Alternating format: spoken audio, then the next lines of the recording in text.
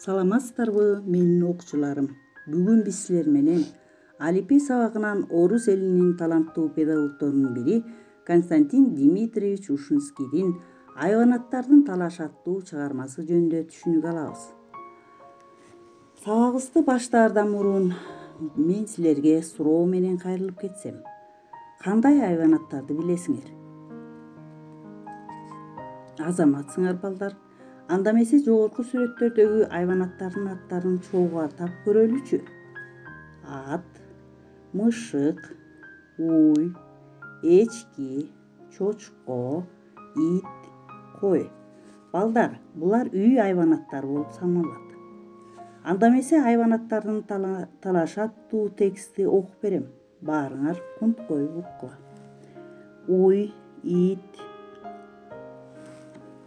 ат, үчөө кимисин ээси жакшы көрөрүн талашып калышты. Албетте мени деди ат. Анткени буурусум менен маласын тартып берем. Токойдон отун алып келем.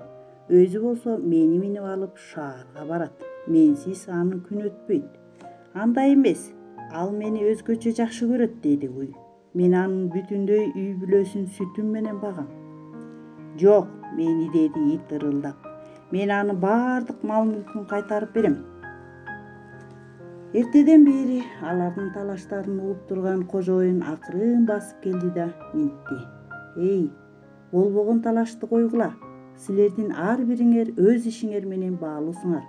Ошон үчүн мага керексиңер. Анда эмесе балдар, текст боюнча силерге суроолорду берейин. Биринчи, айванаттардын талашы эмне жөнүндө болду? Экинчи, адамдын жашоосун буларсыз кандай элестетесиңер? Үйгө тапшырма, жакшы көргөн жаныбарыңардын сүрөттөрүн